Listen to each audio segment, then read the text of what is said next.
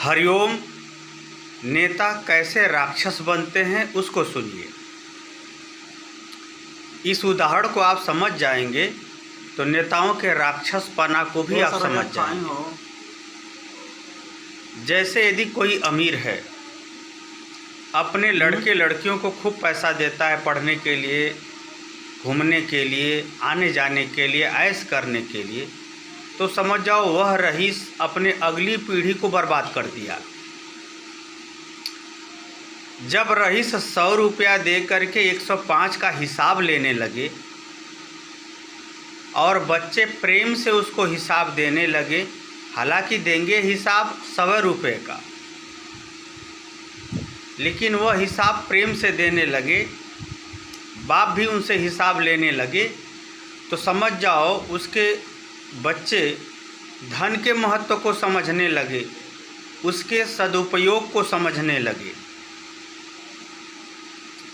यदि उसके बच्चे 100 के जगह 105 का हिसाब देने में सफल हो जाते हैं, यानी बाज़ार में घूमने क्रय विक्रय में मोल भाव करके वह 100 रुपये की जगह 110, 105 का काम कर जाते हैं, तो समझ जाओ उस रईस की अगली पीढ़ी और आगे ले जाएगी अमीरी को और बढ़ा देगा आगे। यदि अमीर ऐसा न करे, बच्चों से हिसाब न ले,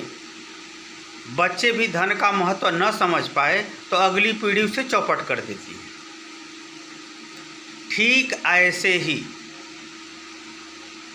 जनता चाहे जाति के नाम पर, चाहे धर्म के नाम पर, चाहे क्षेत्र के नाम पर, चाहे जिस नाम से वोट देती हो, विकास के नाम पे वोट देती हो, अच्छाई के नाम पर वोट देती हो, चाहे जिस नाम से वोट देना हो दे दो, लेकिन वोट देने के बाद संसद निधि, विधायक निधि, मंत्रालय का कार्य, सरकार का वादा और कार्य इत्यादि का यदि हिसाब नहीं लेगी, वह जातिवाद में ही पागल है, धर्म में ही पागल है। हाँ, अपने जाति में ही अगर जनता पागल हो गई तो वह नेता राक्षस हो जाएगा,